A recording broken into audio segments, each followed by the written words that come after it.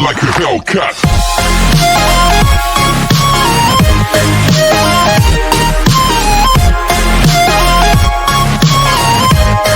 Part 7 में हमने देखा कि अब गोयरा के सभी दोस्तों को लगने लगा है कि दायवुन गोयरा को चीट कर रही है, जबकि ऐसा कुछ नहीं है। यानी गोयरा को खुद पता है कि दायवुन और हायसुंग दोनों डेट कर रहे हैं। जिसके बाद अब नेक्स्ट डे हम देखते हैं कि गोयरा सभी प्लेयर्स को प्रैक्टिस करवा रहा था, पर जब गोयरा का बेस्ट फ्रेंड सही से नहीं खेलता तो ये देख गोयरा अपने दोस्त से पूछता है कि क्या तुम अंधे हो जो सही से खेल नहीं पा रहे हो।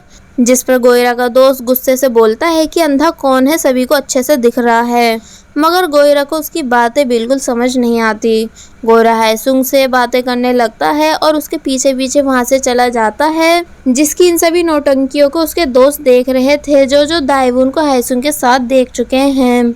इसलिए वो सभी मिलकर डिसाइड करते हैं कि वो अभी फ़िलहाल गोयरा को उसकी गर्लफ्रेंड के अफेयर के बारे में कुछ नहीं बताएंगे, क्योंकि फिर गोयरा कंपटीशन पे फोकस नहीं कर पाएगा।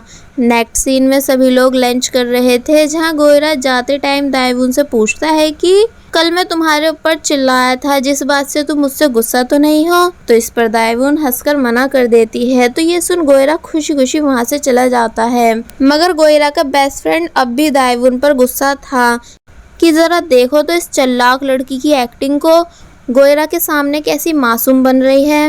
अब नेक्स्ट सीन में गोयरा टीम में कुछ चेंजेस करने का डिसाइड करता है, जिसमें वो जूनियर्स स्टूडेंट्स को मेन पोजीशन दे देता है और सीनियर्स को जूनियर्स की पोजीशन देता है, क्योंकि जूनियर सीनियर से अच्छा खेलते हैं। तो ये बात सुन सभी सीनियर्स बिगड़ जाते हैं और उन सभी की गोयरा के साथ फाइट होने लगती है। कि तभी कोच वहां आकर फाइट को रोकते हैं और बताते हैं कि कुछ भी चेंज करने की कोई ज़रूरत नहीं, यानी जिसकी जो पोजीशन थी वो उस पर ही रहेगा। तो ये बात सुन गोयरा और हायसुंग उदास हो जाते हैं। नेक्स्ट डे कंपटीशन स्टार्ट होने से पहले हायसुंग की फैन गर्ल्स और टीचर भागती हुई उनका मैच देखने आती हैं और दायवुन ऊपर से सभी को चेयर अप कर रही थी। फिर जब जैसी मैच स्टार्ट हुआ तो उसमें सीनियर्स की गलतियों की वजह से ये लोग फर्स्ट राउंड हार जाते हैं और बहुत ही ज़्यादा उदास भी होते हैं। तो तब कोच टीम के सीनियर्स के पास आकर बोलते हैं कि अब समझ आया कि गोयरा तुम्हारी पोजीशन क्यों चेंज कर रहा था। तो ये सुन वो सभी काफ़ी बुरा फील करने लगते हैं। तो फिर अब कोच गोयरा को उसके हिसाब से टीम को अरेंज करने को कहते हैं, जहाँ फिर गोयरा सीनियर्स को उनकी पोजीशन से हटाकर जूनियर्स को मेन पोजीशन देता है। फिर जब मैच स्टार्ट हुआ तो फर्स्ट टाइम गोयरा की टीम जीत जाती है, यानी ये सभी मिलकर बहुत अच्छे से मैच को खेलते हैं और सभी राउंड्स को क्लियर करके इस कंपटीशन को जीत जाते हैं। तो ये देख गोयरा और हायसुंग दोनों ही बहुत ही ज़्यादा खुश थे। इनफैक्ट हायसुंग की फैन गर्ल्स और टीचर्स को भी यकीन ही नहीं आ रहा होता है कि गोयरा की टीम जीत गई। आफ्टर मैच सभी प्लेयर्स अपनी ड्रेस चेंज कर रहे थे कि तभी सोबिन वहां आ जाती है, जिसे देख सभी बॉयज़ की हालत देखने लायक थी। मगर सोबिन को कोई फ़र्क नहीं पड़ता। यहाँ तक कि सोबिन का बॉयफ्रेंड भी सोबिन को वहाँ देखकर काफ़ी बुरी तरह शॉक हो जाता है और उसके ऊपर चिल्लाने लगता है। मगर सोबिन बताती है कि वो यहाँ सिर्फ उसके शोल्डर की बैंडेज करने आई है और फिर वो एक अच्छी गर्लफ्रेंड की तरह सभी के सामने अपने बॉयफ्रेंड की बैंडेज करती है। जिसे ऐसा करता देख सभी बॉयज़ इन दोनों के लिए शोर मचा रहे थे। जिन्हा भी अपनी टी शर्ट निकाल कर सोबिन के सामने बैठ जाता है बैंडेज करवाने के लिए, पर वो उसको मार के वहाँ से चली जाती है, जिसके पीछे पीछे सोबिन का बॉयफ्रेंड भी जाता है। दोनों साथ में घर जाने लगते हैं, पर जल्दबाजी में सोबिन के बॉयफ्रेंड से सीजर वहीं पर गिर जाती है, जिसको हायसुंग की फैन गर्ल उठा लेती है।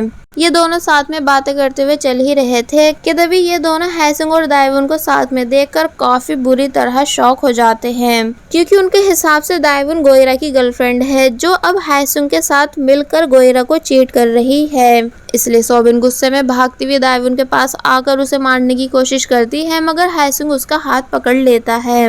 कि तभी हम देखते हैं कि हायसुंग की फैन गर्ल भी दायवुन और हायसुंग को साथ में देख चुकी थी। इसलिए वो बहुत ही ज्यादा गुस्से में भागती हुई दायवुन के पास आकर उसको जब जैसे सीजर से मारने ही वाली थी मगर तभी हैसुंग अपना हाथ आगे करके दाएवुन को बचा लेता है, जिसमें दाएवुन तो बच जाती है मगर हैसुंग के हाथ पे बहुत गहरी चोट लग चुकी थी। सभी लोग जल्दी से हैसुंग को हॉस्पिटल लेकर आते हैं, जहां हैसुंग के पेरेंट्स भी आ जाते हैं। कहते भी डॉक्टर बाहर आकर बताते हैं कि चोट बहुत गहरी है, इसलिए हमें हैसुंग के हाथ की सर्जरी करनी होगी, वरना वो कभी वॉलीबॉल नहीं खेल पाएगा। तो ये सुन हैसुंग की मॉम बहुत बुरी तरह रोने लगती हैं और दाएवुन खुद को इस सभी के लिए जिम्मेदार मानती है, मगर गोयरा उसे समझाता है कि इसमें तुम्हारी कोई गलती नहीं, यानी ये सिर्फ एक एक्सीडेंट था। मगर दाएवुन बिल्कुल भी मानती नहीं और बस हैसुंग के लिए रोती ही जाती है। नेक्स्ट सीन में हैसुंग के डैड हैसुंग से सर्जरी कराने को बोलते हैं, पर वो साफ मना कर देता है क्योंकि उसे लग रहा होता है कि उसके डैड को अब भी उसकी फिक्र नहीं बल्कि सिर्फ वॉलीबॉल की फिक्र है। इसलिए वो अपने डैड को वहाँ से जाने को बोलता है, ये कहकर कि मुझे पता है कि आपके लिए मैं इम्पोर्टेंट नहीं बल्कि वॉलीबॉल इम्पोर्टेंट है, इसलिए मैं कभी अपने हाथ की सर्जरी नहीं करवाऊंगा। पर ऐसा बिल्कुल भी नहीं, यानी हैसुंग के डैड को सच में हैसुंग की फिक्र है, इसलिए वो डॉक्टर के पैरों में पड़कर उनसे हैसुंग को सर्जरी के लिए मनवाने को बोलते हैं कि प्लीज डॉक्टर आप कैसे भी करके मेरे बेटे को मनवाओ कि वो सर्जरी के लिए रेडी हो जाए, वरना उसका हाथ कभी किसी काम का नहीं रहेगा। जिनको ये सब बोलते हुए दूर से दाएवुन भी देख लेती है, इसलिए वो तभी हैसुंग को बाहर लेकर आती है, पर तब तक डैड वहाँ से जा चुके थे। दाएवुन हैसुंग का हाथ पकड़कर उसके डैड को पूरे हॉस्पिटल में ढूंढने लगती है, मगर वो उसको कहीं भी नहीं मिलते। कि तभी उसको फाइनली हैसुंग के डैड मिल जाते हैं, जो कि हैसुंग के लिए बहुत बुरी तरह रो रहे थे और कहते हैं कि मैंने हमेशा सिर्फ अपने बेटे का भला चाहा, मगर पता नहीं क्यों वो तब भी मुझसे बहुत ही ज़्यादा नफरत करता है, इतनी ज़्यादा कि वो मेरी वजह से अपने हाथ की सर्जरी भी नहीं करवा रहा है। हैसुंग अपने डैड को इतना ज़्यादा रोता हुआ देख काफ़ी बुरी तरह शॉक था, क्योंकि उसे नहीं पता था कि उसके डैड उसे सच में बहुत ज़्यादा प्यार करते हैं, पर उन्होंने कभी अपने प्यार को जताया नहीं, यानी हैसुंग के सामने हमेशा स्ट्रिक्ट बन के दिखाया, जबकि वो अंदर से हैसुंग को बहुत ही ज़्यादा प्यार करते हैं। इसलिए फिर हैसुंग बाहर आकर दाएवुन से इस बारे में बात करता है कि क्या वो स्टार्टिंग से गलत था, जिस पर दाएवुन उसको समझाती है कि तुम्हारे डैड बुरे इंसान नहीं, यानी वो तुम्हें बहुत ही ज़्यादा प्यार और सपोर्ट करते हैं। इसलिए फिर हैसुंग वापस अपने रूम आकर अपने डैड से बोलता है कि वो अपने हाथ की सर्जरी करवाएगा और वापस अपनी वॉलीबॉल टीम को भी ज्वाइन करेगा। तो ये सुन हैसुंग के डैड बहुत ही ज़्यादा खुश हो जाते हैं, मगर फिर बोलते हैं कि अगर तुम ये सब मेरी वजह से कर रहे हो तो तुम्हें खुद पर फोर्स करने की ज़रूरत नहीं, यानी तुम वो कर सकते हो जो तुम करना चाहते हो। तो इस पर हैसुंग बोलता है कि मैं अपने आप पर फोर्स नहीं कर रहा, ये मेरा खुद का फैसला है कि मेरे लिए वॉलीबॉल ही सबसे ज़्यादा बेस्ट रहेगा। ये सुन हैसुंग के पेरेंट्स बहुत ही ज़्यादा खुश हो जाते हैं और अब दाएवुन भी हैसुंग के लिए बहुत ही ज़्यादा खुश थी। नेक्स्ट सीन में दाएवुन और हैसुंग दोनों बाहर होते हैं, जहां हैसुंग बताता है कि सर्जरी के बाद मुझे 2 महीने हॉस्पिटल में रहना होगा, इसलिए तब तक हम दोनों एक दूसरे से नहीं मिल पाएंगे।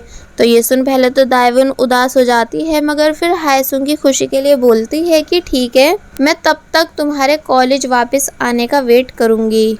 और फिर बस ऐसे ही 2 महीने बीत जाते हैं, जहां दाएवुन कॉलेज में गोयरा के साथ बैठी हुई थी। गोयरा से पूछता है कि क्या तुम हैसुंग को मिस कर रही हो, तो इस पर वो बताती है कि हाँ। तो तब गोयरा दाएवुन से अपनी वही कपल रिंग मांगने लगता है जो उसने दाएवुन को दी थी।